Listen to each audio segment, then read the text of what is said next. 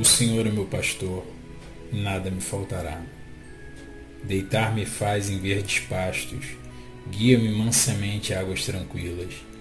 Refrigera minha alma, guia-me pelas veredas da justiça por amor a seu nome. Ainda que eu caminhasse pelo vale da sombra da morte, não temeria mal algum, porque tu estás comigo. A tua vara e o teu cajado me consolam. Preparas uma mesa perante mim, na presença dos meus inimigos. Unges a minha cabeça com óleo, e meu cálice transborda. Certamente que a bondade e a misericórdia me seguirão todos os dias de minha vida, e eu habitarei a casa do Senhor por longos dias. O Senhor é meu pastor, nada me faltará. A grande invocação. Do ponto de luz na mente de Deus, que flua a luz à mente dos homens, e que a luz desça à terra. Do ponto de amor no coração de Deus, que flua amor ao coração dos homens, que Cristo retorne à terra.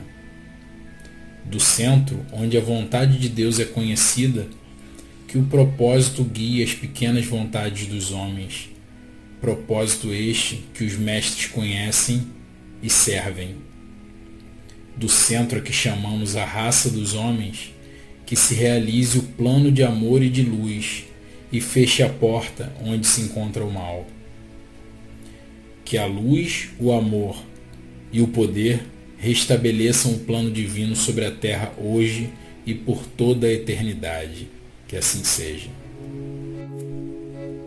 Pai nosso, que estás nos céus, santificado seja o vosso nome. Venha a nós o vosso reino. Seja feita a vossa vontade, assim na terra como no céu. O pão nosso de cada dia nos dai hoje. Perdoai as nossas ofensas, Pai, assim como nós perdoamos a quem nos tenha ofendido.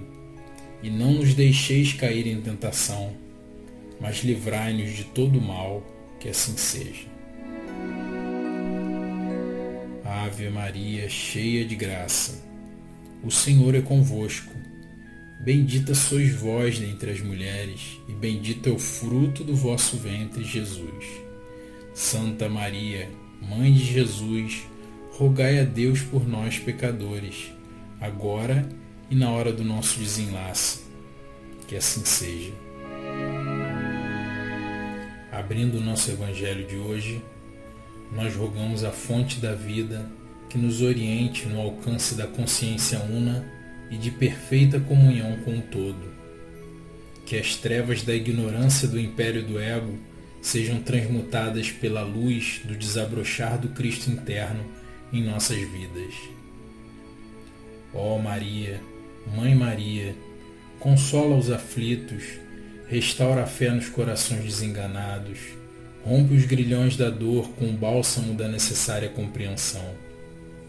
Penetra com tua doçura nos corações dos governantes, pacifica os campos de batalha e atenua nosso sofrimento diante do necessário ajuste kármico. Nós saudamos a São Francisco de Assis e a corrente franciscana. Saudamos o caboclo Tupinambá, dirigente espiritual da CFA. Saudamos a Xangô, orixá regente da Casa Franciscana. Saudamos os mestres ascensionados da Grande Fraternidade Branca.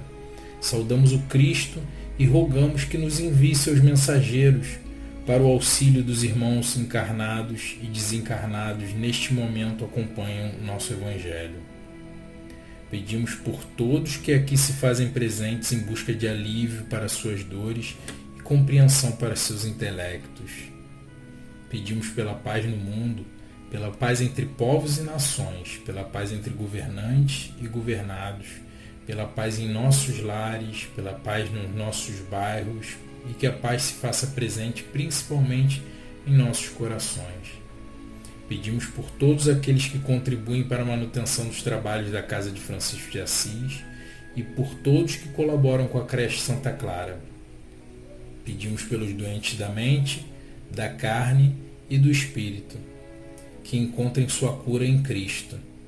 Pedimos ainda pelas crianças da creche Santa Clara e pelos voluntários que trabalham na Casa Franciscana. Pedimos, por fim, por todos os nomes neste momento mentalizados, por todos aqueles que assistem ao nosso Evangelho, que alcancem a graça pretendida. E assim seja. Da sabedoria do Evangelho de Carlos Torres Pastorino, o Filho Pródigo. Lucas, capítulo 15, versículos de 11 a 32. Disse, pois, certo homem tinha 2 filhos. Disse o mais moço deles a seu pai, Pai, dá-me o que me cabe na partilha dos bens. Ele repartiu-lhes os meios de vida. E não muitos dias depois, ajuntando tudo, o filho mais moço partiu para um país distante e lá, por viver prodigamente, dilapidou seus bens.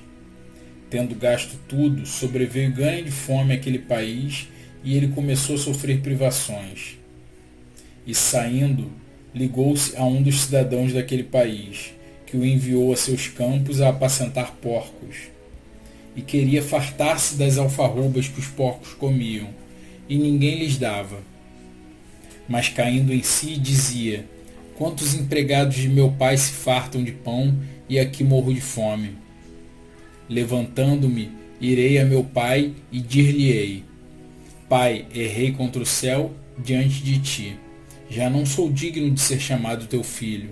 Faze-me como um de teus empregados. E levantando-se, foi para o seu pai. Estando ainda a grande distância, viu-o seu pai e compadeceu-se e, correndo, lançou-se-lhe no pescoço e beijou-o. Disse-lhe o filho, Pai, errei contra o céu e diante de ti. Já não sou digno de ser chamado teu filho. Disse então ao pai a seus servos, trazei depressa a melhor túnica e vesti nele e dai um anel para a mão e sandálias para os pés. E trazei o bezerro gordo e matai-o e comendo alegremo-nos. Porque este meu filho estava morto e reviveu, estava perdido e foi achado, e começaram a alegrar-se.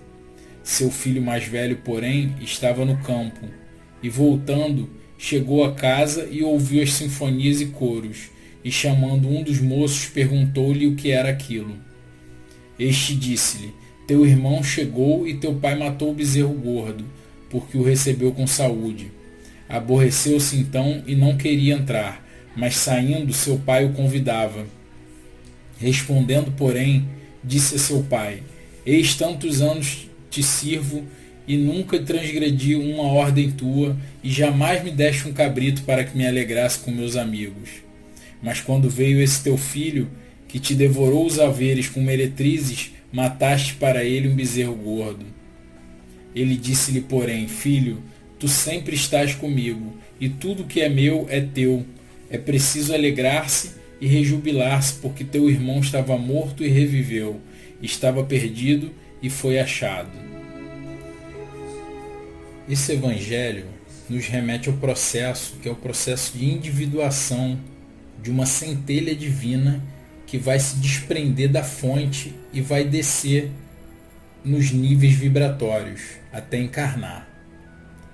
Tendo recebido todos os atributos da fonte como herança, a centelha segue para campos vibratórios cada vez mais densos, onde ela vai gastar toda a sua herança divina com prazeres que são daqueles níveis vibratórios. Sendo impermanentes todas essas emanações vibratórias de todos esses outros níveis, agora vai se iniciar um período de grande fome e de privações, por assim dizer, pois essa centelha divina ela não vai conseguir se satisfazer com frequências que não sejam vindas da fonte, que não sejam ressonantes com ela. Na busca por sobreviver nas densas vibrações desses níveis vibratórios mais densos, a centelha ela vai se associar a habitantes dessas regiões e vai chegar até mesmo a servir seres sem consciência, que o Evangelho refere como animais, como porcos. E ela vai ansiar por se saciar como fazem aqueles animais. Ela vai ver os animais se saciando e vai querer até mesmo comer com aquela comida deles para tentar se saciar. Mas a fome dela é outra, né? Então, nesse ponto do mergulho, a centelha vai se recordar da sua origem e resolve realizar uma conversão, que também a gente chama de mudança de rumo ou metanoia, mudança de pensamento, né? A fim de retornar à fonte pai. Nesse momento, então, ela se volta para a fonte, num processo de internalização, e vai pedir a essa fonte para não mais ser um filho, porque ela não se sente digna da filiação, mas para ser um servo, demonstrando sua humildade.